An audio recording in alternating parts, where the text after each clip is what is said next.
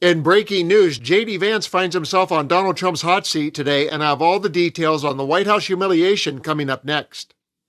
I'm Dan, and thank you for watching another Occupy Democrats report. To take our anti-Trump relationship to the next level, please hit that subscribe button for all of our daily videos.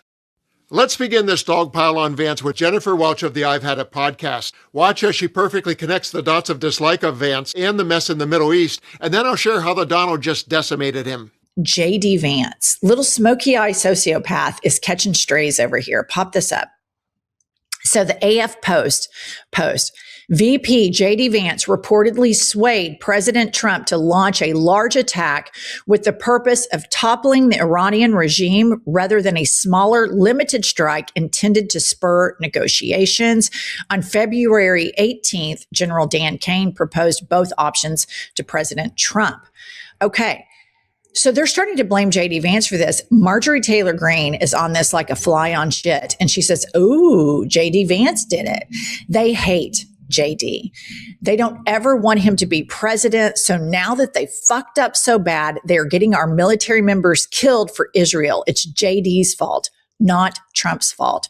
You have an American president that we know is surrounded by dipshits. We know that J.D. Vance's boss, Peter Thiel, is knee-deep in the Epstein files.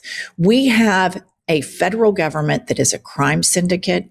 This is going to be a bloody, messy shit show of the highest order. And Iran is already attacking all of the people that have bribed Trump, all of these other Gulf states that have bribed him. And at some point, all of these Gulf states are going to say, look, it's not worth it to be friends with you guys. It's messy. And that's why we have a Pentagon, and the Pentagon advised our dipshit, cooked brain. I played the video for you. They advised him, do not do this. Do not do this. And the people surrounding him are so incompetent, are so over their skis. They have no fucking idea what they're doing. They've drug us into another war. And I want you to think about all of the times that you've heard Donald Trump talk about what a peace president he is, how stupid wars are, how stupid it is for Americans to fight in these wars. It is one thing he's been so consistent on. Long before 2015, it's really fascinating because we have a government that is morally corrupt. That's one person's look at the current dysfunctional dynamic between Trump and Vance, and here's another, and our featured story. The Daily Beast is reporting, Trump calls BS on Vance's frantic spin about Iran war. The president has once again undercut his supposed MAGA heir apparent. Donald Trump has thrown his vice president under the bus over Iran, rejecting suggestions that J.D. Vance needed to be convinced about entering another foreign war.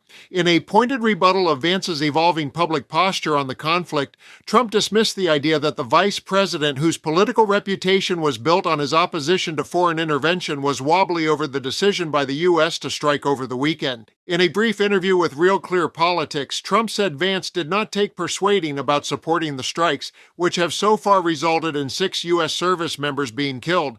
The comments could prove sensitive for Vance, the standard-bearer of MAGA's anti-interventionist wing, as he struggles to thread the needle over a war that could be a liability for him down the track. In 2023, for instance, Vance wrote an op-ed praising Trump's reluctance to start wars, describing this as the enduring legacy of Mr. Trump's first term.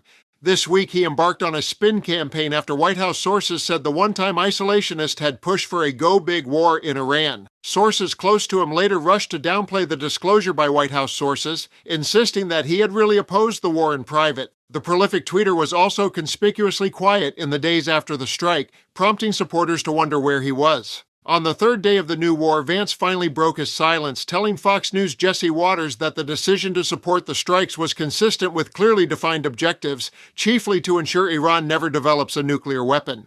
He also said that unlike past forever wars, this conflict would not lead to protracted U.S. involvement. What's so different about this is that the president has clearly defined what he wants to accomplish, Vance said.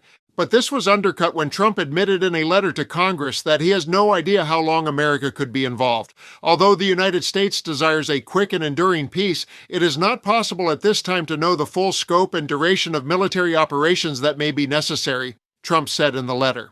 Those are the highlights. For the full story, please visit dailybeast.com.